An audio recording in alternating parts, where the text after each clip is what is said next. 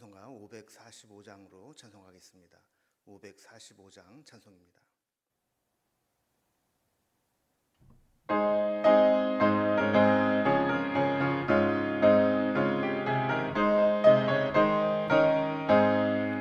이 눈에 아무 증거 아니 배려도 믿음만을 가지고 선을 걸으며 이 귀에 아무 소리 아니 들려도 하나님의 약속 위에 서리라. 걸어가세 믿음 위에 서서 나가세 의심 버리고 걸어가세 믿음 위에 서서 눈과 귀에 아무 증거 없어도 이 눈이 보기에는 어떠하든지 이미 얻은 증거대로 늘 믿으며 이 맘에 의심 없이 살아갈 때에 우리 소원 주 안에서 이루리. 걸어가세 믿음 위에 서서 나가세 의심 버리고 걸어가세 믿음 위에 서서 눈과 귀에 아무 증거 없어도 주님의 거룩함을 두고 맹세한 주 하나님 아버지는 참 미쁘다. 그 귀한 모든 약속 믿는 자에게 능치 못할 무슨 일이 있을까. 걸어가세 믿음 위에 서서 나가세 의심 버리고 걸어가세 믿음 위에 서서 눈과 귀에 아무 증거 없어도. 오늘 함께 나눌 하나님 말씀은 사도행전 22장 30절부터 23장 11절까지 말씀입니다. 22장 30절에서 23장 11절까지 228면에 있습니다. 말씀을 제가 봉독하겠습니다.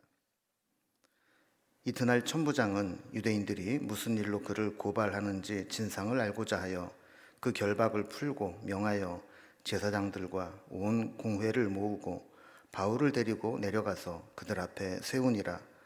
바울이 공회를 주목하여 이르되 여러분 형제들아, 오늘까지 나는 범사에 양심을 따라 하나님을 섬겼노라 하거늘 대제사장 아나니아가 바울 곁에 서 있는 사람에게 그 입을 치라 명하니 바울이 이르되 회칠한다며 하나님이 너를 치시리로다.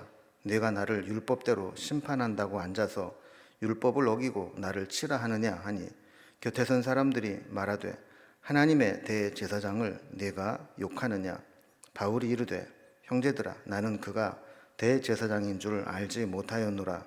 기록하였으되 너희 백성의 관리를 비방하지 말라 하였느니라 하더라. 바울이 그 중 일부는 사두개인이요 다른 일부는 바리새인인 줄 알고 공회에서 외쳐 이르되 여러분 형제들아, 나는 바리새인이요 또 바리새인의 아들이라.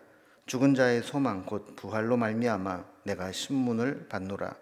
그 말을 한즉 바리새인과 사두개인 사이에 다툼이 생겨 무리가 나누어지니 이는 사두개인은 부활도 없고 천사도 없고 영도 없다 하고 바리새인은 다 있다 함이라.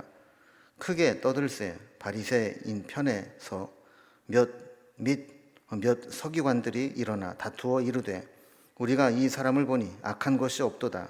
혹 영이나 혹 천사가 그에게 말하였으면 어찌하겠느냐 하여 큰 분쟁이 생기니 천부장은 바울이 그들에게 찢겨질까 하여 군인을 명하여 내려가 무리 가운데서 빼앗아 가지고 영내로 들어가라 하니라.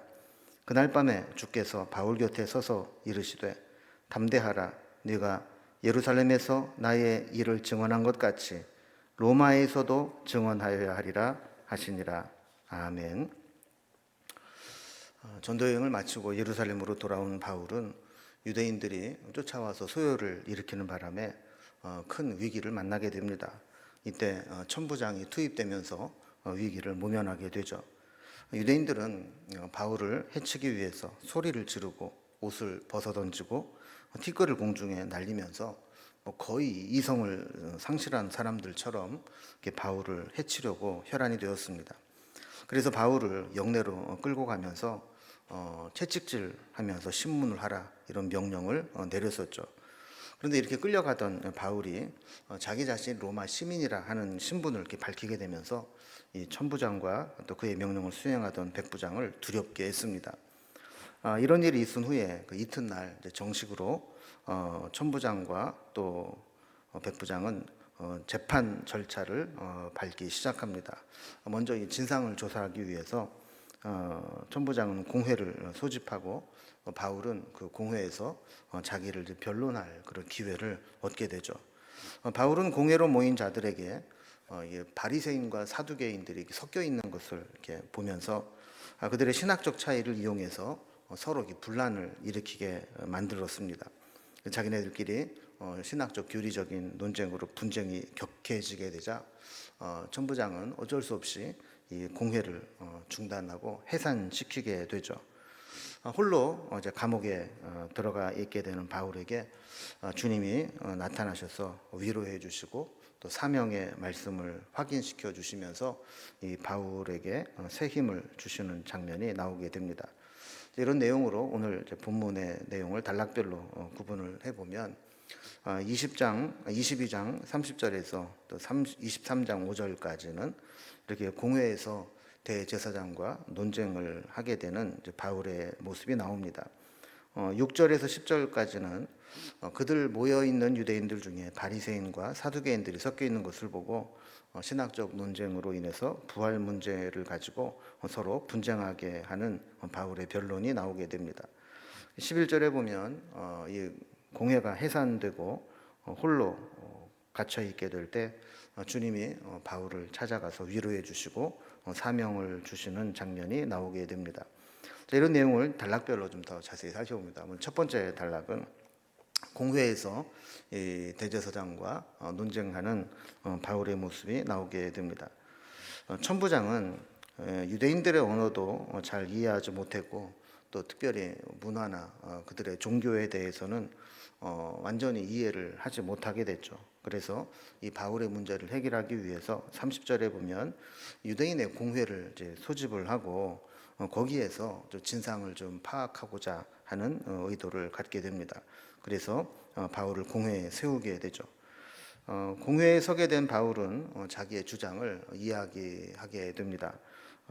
23장 1절을 보면 여러분 형제들아 오늘까지 나는 범사에 양심을 따라 하나님을 섬겼노라 이렇게 이야기를 하죠. 그는 지금까지 범사의 양심에 거리끼지 않게 자기 양심을 속이지 않고 당당하게 사역을 해왔기 때문에 좀 너희들에게도 내가 거침없이 말할 수 있다 하는 겁니다. 사실 바울은 유대교인들의 입장에서 보면 사실 변절자요 배신자였죠. 그래서 바울은 유대인들에게 수많은 오해와 비난을 받게 되었습니다. 이런 상황에서도 바울이 할 수 있는 말은 그런 오해나 비난을 하고 있지만 나는 내 양심을 속인 적이 한 번도 없고 하나님의 법에 따라서 나는 하나님을 섬겨왔다라고 이야기를 한 겁니다. 이렇게 바울이 범사에 자신의 양심을 따라서 하나님을 섬겼다 하는 말을 듣게 될 때 대제사장은 화가 나서 2절 말씀을 보면 바울 곁에 있는 사람에게 저 바울의 입을 쳐라 이렇게 명령을 내린 거죠. 입을 치라는 말을 들은 바울은 3절에서 날카로운 말로 받아치게 됩니다. 회칠한 담이여 하나님이 너를 치시리로다. 네가 나를 율법대로 심판한다고 앉아서 율법을 어기고 나를 치라 하느냐 그랬습니다. 이 말은 이제 조금 의역을 해서 현장감 있게 좀 번역을 해보면 이런 의미입니다. 너나 입을 닥쳐라. 하나님이 네 입을 치실 것이다. 율법대로 재판을 해야 될 자들이 오히려 율법을 어겨가면서 불법으로 모함하고 또 무고한 사람을 죄인으로 몰고 가고 있느냐 이렇게 받아치는 거죠. 그러자 이제 주변에 있던 사람들이 바울에게 4절에 보면 그 사람이 바로 하나님의 대제사장인데 네가 그를 욕하는구나. 하나님의 기름 부음 받은 대제사장을 욕할 수 있느냐라고 제재를 하게 되죠. 이때 5절에 보면 바울은 처음에 나는 그가 대제사장인 줄을 알지 못하였노라 이렇게 부인을 합니다.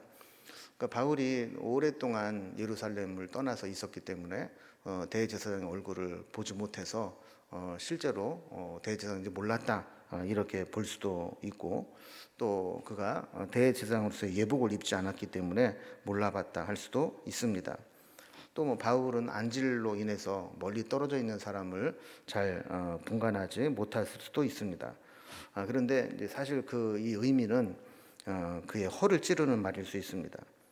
나는 저렇게 재판도 하지 않고 상대방의 말도 제대로 듣지 않고 입을 쳐라 뭐 이렇게 말하는 불법적인 사람을 대제사장으로 인정할 수 없다. 이렇게 하는 말로 들릴 수 있다는 거죠. 바울은 대제사장이라는 것을 지적하게 되고 그것을 인지하게 되었을 때 논쟁과 공격을 중단하게 됩니다. 그러면서 너의 백성의 관리를 비방하지 말라 하는 말씀이 기록되어 있다라는 것을 수용하면서 그렇다면 내가 더 이상 그와 불필요한 논쟁을 하지 않겠다 이런 의미입니다. 두 번째 단락을 보면 이렇게 대제사장과 한판 이렇게 논쟁이 있은 후에 바울의 이제 공격이 들어갑니다. 거기에 모여서 자기를 고발하겠다고 모인 유대인들을 보니까 바리새인 그룹도 있고 사두개인 그룹도 있는데 그들의 어떤 신학적인 차이를 보면서 거기에서 논쟁을 일으키게 되는 거죠. 그래서 대제사장과의 논쟁을 중단하고 6절에 보면 사두개인과 바리새인들의 어떤 그 신학적 교리의 차이점을 이용해서 논쟁을 시작합니다. 자, 그는 이제 먼저 자기 자신이 바리새인이다, 바리새인의 아들이다 이렇게 자기의 출신을 바리새파 출신임을 밝힙니다. 그리고 자기가 이렇게 신문을 받고 재판을 받는 것은 죽은 자의 소망, 죽은 자가 부활한다는 것, 예수의 죽음 후의 부활, 이 사실을 내가 증언했기 때문에 이렇게 신문을 받는 것이다 라면서 이 부활 문제를 화두로 던지게 됩니다. 자, 그러면서 7절에 보면 바리새인과 사두개인 사이에 다툼이 생겨서 무리가 갈라지게 되었다 그러는데 그 이유를 8절에서 설명을 합니다. 사두개인들은 그들이 믿는 교리에 부활도 없고 천사도 없고 영도 없다 이렇게 믿고 있는데 바리새인들은 부활도 있고 천사도 있고 영도 있다 이렇게 믿고 있기 때문이라는 것이죠. 바울의 발언은 자기의 처한 위기에서 벗어나기 위한 기지이기도 하지만 또 한편으로는 부활 논쟁을 던지면서 부활하신 예수님을 전하는 기회로 삼기도 했습니다. 바울은 보면 참 지혜가 뛰어났다는 걸 알 수 있죠. 우리도 비둘기처럼 순결할 때도 필요하지만 또 때로는 뱀처럼 지혜로운 모습을 갖게 필요할 때도 있는 거죠.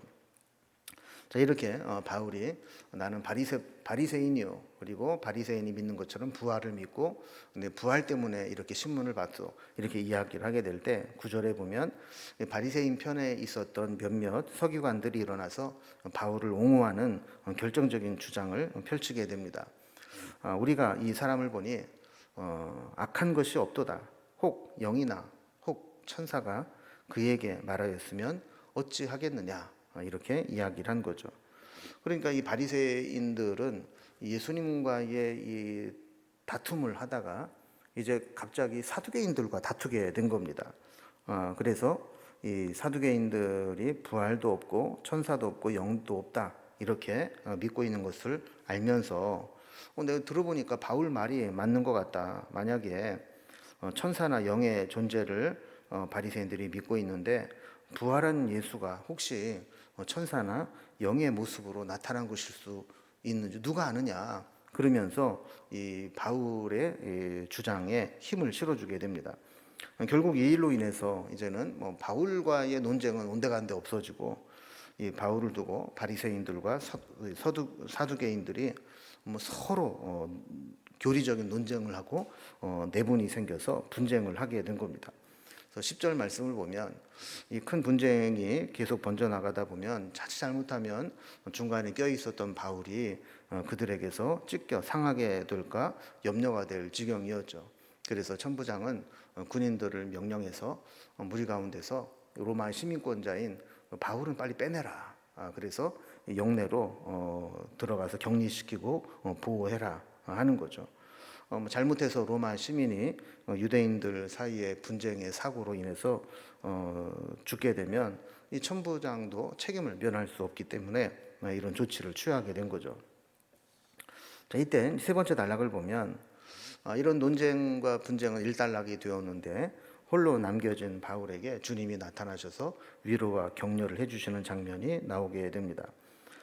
공회가 강제 해산되고 난 이후에 바울은 영내로 다시 들어가서 억울하게 갇혀 있게 됩니다. 바울의 마음속에는 내가 여기서 이렇게 허비할 게 아니라 빨리 로마에 가서 복음을 전해야 될 텐데 하는 마음이 간절했을 겁니다. 그러나 이런 불안과 낙심에 있는 바울에게 주님이 나타나셔서 위로해 주시고 다시 한번 사명을 주시면서 그를 격려하는 장면이 나오게 됩니다. 11절에 보면 그날 밤에 주께서 바울 곁에 서서 말씀해 주셨다 그랬습니다. 그날 밤이라고 하는 것은 산헤드린 공회에서 바리새인과 사두개인 사이에 끼어서 죽을 뻔한 그런 밤이죠. 주님이 하신 말씀은 담대하라라는 겁니다. 왜냐하면 지금 바울이 찢겨 죽을 위협을 느꼈다 할지라도 바울은 여기에서 죽을 수 없다라는 겁니다. 여기 예루살렘에서 주님의 증인이 된 것과 마찬가지로 로마에 가서도 증인으로서 서야 될 사명이 있다라는 말씀을 주신 것이죠. 사명은 그것을 완수하기 전까지는 죽을 수도 없는 일입니다. 죽어서도 완수해야 될 미션이 사명인 것이죠. 그래서 바울은 로마에 가야 됩니다. 이 이야기는 예루살렘에서 절대 죽을 수 없다라는 것이죠. 주님은 불투명하고 막연한 미래를 소망과 사명과 그리고 분명한 미래의 확신으로 바꾸어 주셨습니다. 절망이 깊을수록 주님의 위로는 분명해졌고 낙심할수록 그에 대한 사명은 더욱더 강력하게 나타났습니다. 우리도 힘들수록 우리에게 다가오셔서 말씀해 주시고 위로해 주시고 격려해 주시는 주님의 음성을 들을 수 있어야 합니다. 또 한 가지 우리가 바울의 사명을 통해 생각을 해보게 되면 바울에게는 가야 될 로마가 있었습니다. 그렇다면 우리에게 가야 될 로마는 어디일까요? 그저 현실에 안주하고 주여 여기가 좋사오니 하면서 무사안일적인 그런 신앙에 빠져 있게 되면 신앙이 변질되기 쉽습니다. 미지근하고 적당히 촉촉한 것이 가장 부패하고 또 곰팡이 같은 것들이 번식하기 쉬운 것과 마찬가지로 신앙도 그저 그렇게 이만하면 괜찮다라는 매너리즘에 빠지고 무사안일주의에 빠지게 되면 거기부터 우리 신앙이 변질될 수 있는 겁니다. 어떤 상황에 있어든지 하나님의 복음을 전하는 그 사명이 분명히 있는 이 바울은 하나님께서 어떤 위기 가운데서도 그를 건지시고 또 로마에까지 보내시겠다는 그런 분명한 약속을 하신 것과 마찬가지로 우리도 우리 마음속에 내가 가야 될 사명의 목적지, 나의 로마가 어디인지를 늘 분명히 여기고 그 사명을 향해 달려갈 수 있는 삶이 될 수 있기를 주님의 이름으로 기원합니다. 기도하겠습니다. 하나님 아버지, 바울이 유대인들에게 모함을 당하고 또 공회에서도 큰 위기를 겪었지만 하나님께서는 그를 특별한 방식으로 보호하시고 또한 그에게 로마에 가서도 증인이 될 것이다라고 하는 사명을 다시 한번 확인시켜주는 말씀을 살펴보았습니다. 우리도 주를 위해 살아가게 될 때 어떤 어려움과 위기를 만나더라도 주님께서 우리를 구원해 주실 것을 분명히 믿고 믿음의 길을 걸어가기에 주저하지 않도록 인도해 주시옵소서. 또한 바울에게는 가야 할 로마가 분명히 있었던 것과 마찬가지로 우리에게도 가야 될 사명의 자리가 어디인지를 깨닫게 하시고 그 사명을 향해 달려가는 삶이 될 수 있도록 인도해 주시옵소서. 오늘도 우리의 삶을 지키시고 인도해 주실 주님을 바라보며 예수님의 이름으로 기도드리옵나이다. 아멘. 각자의 기도 제목들로 자유롭게 기도하시겠습니다.